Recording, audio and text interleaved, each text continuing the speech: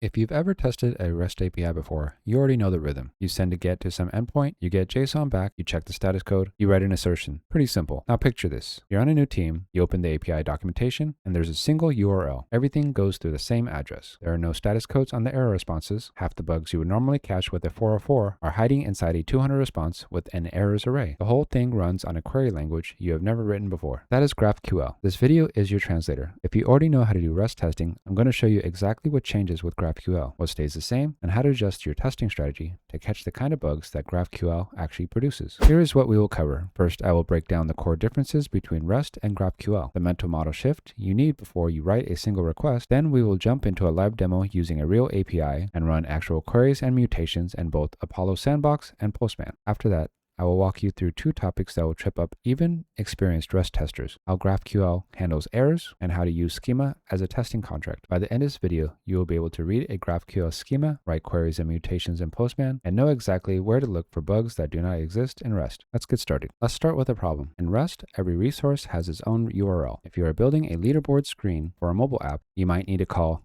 get/games, then get/scores, then get/users/ID. 3 round trips to assemble one screen. That costs time, battery, and bandwidth. GraphQL solves this by reversing who controls the response shape. In REST, the server decides what fields you get back. You ask for a user and you get 50 fields whether you need them or not. In GraphQL, the client describes exactly what it needs in the request body, and the server returns exactly that. Nothing more, nothing less. The most immediate visible change is the endpoint structure. REST APIs have many URLs, one per resource, sometimes several per resource. GraphQL has one. Everything goes to post/GraphQL. That method is always post. The URL never changes. What changes is the request body.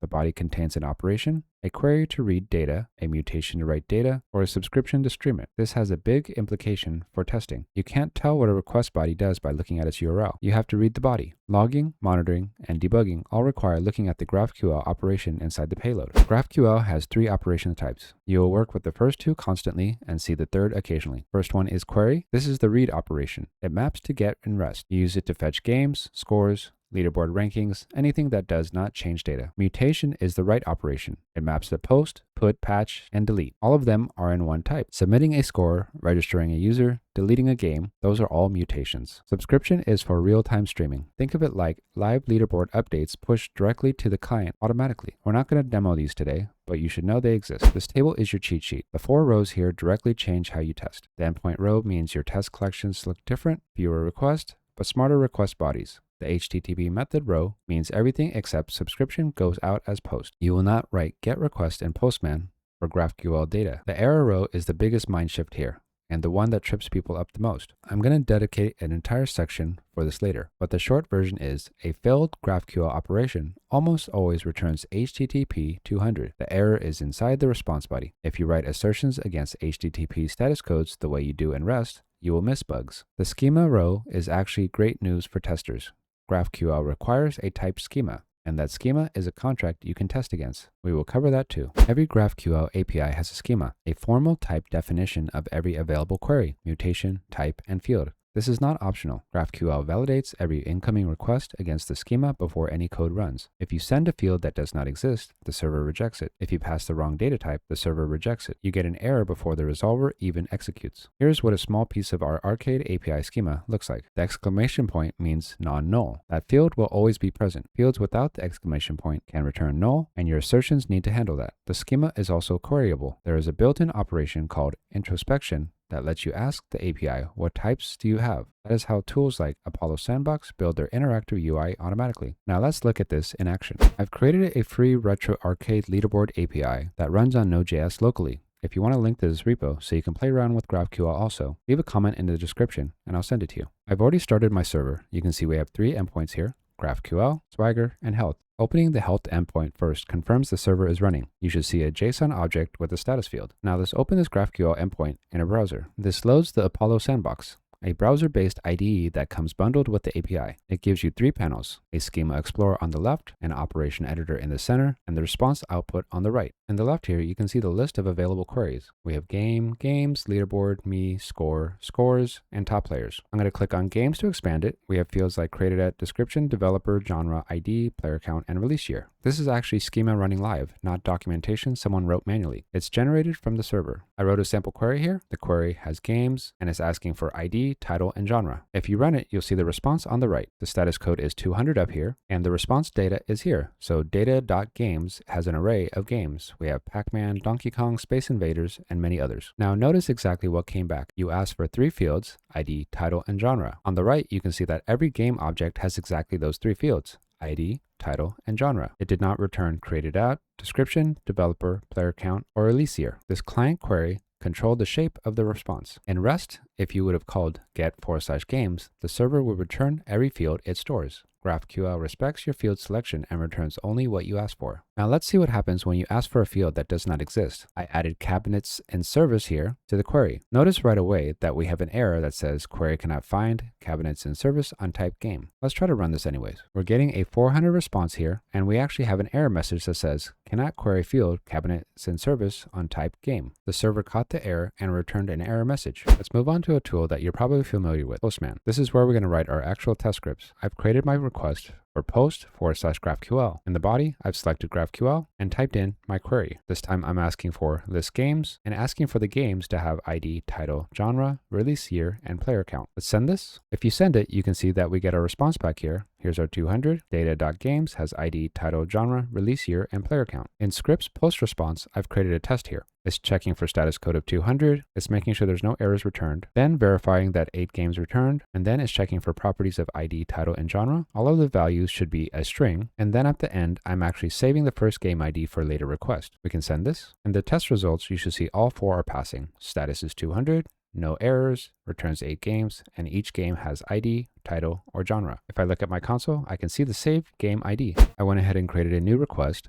This is going to be a mutation this time. In our body, you can see we have a mutation for register. It's using username, email, and password. Under register token user ID, we've set ID, username, and role. In the variables section, I've set up a username, email, and password here. After you send this, you can see we get a few things. We get data register token. We get our token returned. This is what we asked for up here in line 3. Then it's displaying user ID, username, and role. That is what we asked for in lines 4 through 7. I've created another test script. This one is checking for GraphQL errors. It's making sure that the token is returned. It's verifying that the first user is admin. You can see that our response actually did give us admin back. And that is setting some environment variables for auth token and user ID. If you send this request again, you can see that we're going to get some errors here. So the error is that the email is already in use, because I tried to register a user that already exists. But notice that we're still getting a 200 response here. So this is a key difference between REST. We have an error here, but we're getting a 200, and our error details are actually inside of the response. I'm going to modify my mutation so I can register a new user. I'm going to change the username to QuartersKing2 and the email to Quarters2. I'll send this. You can see that we got our data, register token, user ID, username, and role. You can also see our test failed. This is because this is not the first user. The first user is admin, but this was the second user that we created. So our test failed, but our query was successful. If we jump over to our environment variables, you can see our game ID from the first request was saved here. Auth token and user ID are also saved. I created another request here. This time is mutation of submit score. I set variables, game ID. It's using the game ID that we set in our environment variable, score, and rank. Under submit score, I'm asking for ID, score, rank, user with their username, and game with title.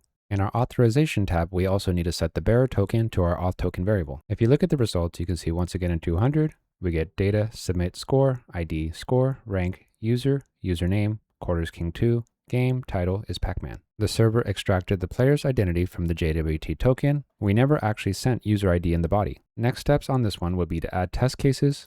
Things like confirm the score appears on the leaderboard, confirm the game's player count are incremented, and confirm an unauthenticated request gets rejected with unauthenticated and errors array. This is the core testing loop. Run a mutation, verify the return data, and then run a follow-up query to confirm the side effects persisted. Let's talk about errors in depth because this is the #1 place where REST testers make wrong assumptions in GraphQL. In REST, the HTTP status code is the first signal.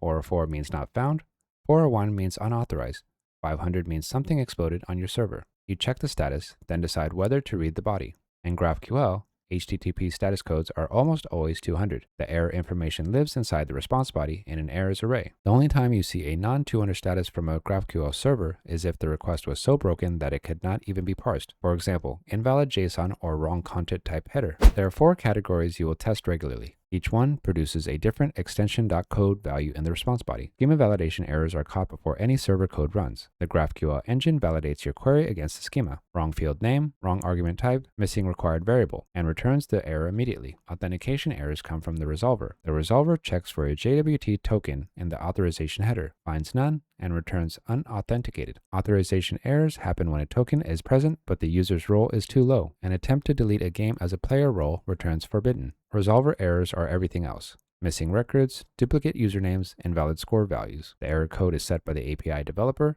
so check the API documentation or source code to know what codes to expect. Here's the assertion pattern for every GraphQL test you write. You should check for 2 things, one for happy path and one for error path. The happy path should have a test to make sure that there's no errors defined. The error path is going to look for specific errors within your response. Notice that for error cases, data is typically null and errors is populated. For success cases, errors is absent and data contains the results. These 2 properties are mutually exclusive and well-implemented GraphQL APIs. Build both of these into every request in your collection. The status code is going to tell you nothing useful, but the body always does. In REST API documentation is often separate from the API itself. Someone writes a Swagger file, but it might be out of date. The schema might say a field returns a string, but the actual response returns a number. You find out when a test breaks. In GraphQL, the schema is enforced by runtime. The server validates every response against the schema before sending it. If the schema says title string exclamation, the response will always have a title field, and it will always be a string. The schema is not documentation, it is a contract. This means that the schema is the most reliable spec you have as a tester. Here's how to read it. Every field in GraphQL type tells you something about how to write assertions. String exclamation point, the field is non-null. Your assertion should use to be a string without a null check. String without the exclamation point, the field is nullable. Your assertion must handle null. Genre is an enum. The value must be one of the declared enum values. You can write a test that checks that return value is in the allowed list. Score is a nested object type that is nullable. Before asserting on top score, check that top score itself is not null. You can also query the schema programmatically using introspection. This is how Apollo Sandbox builds the Explorer panel, and it is how tools like Postman can import into a GraphQL schema automatically. Run this in Apollo Sandbox or Postman to get all type names. A more targeted introspection query to get all fields on the game type. If introspection is disabled on a production API, which is a common security practice, you can still read the schema from a developer documentation or the source code. But on a development or staging server, introspection is the fastest path to understanding what the API actually supports. To recap, GraphQL uses one endpoint. Everything goes to post/GraphQL. The URL never tells you what the operation does. The body does. There are 3 operation types. Queries read data, mutations write data, subscriptions stream data in real time. The HTTP status code is almost always 200. Errors live in the response body under an errors array with a message and an extension code. If you check only the status code, you will miss bugs. The schema is a contract. Use it to know which fields are non-null, which are nullable, which are enums, and which are nested object types. Every type maps directly to a test assertion strategy. Apollo Sandbox is your best friend for exploration.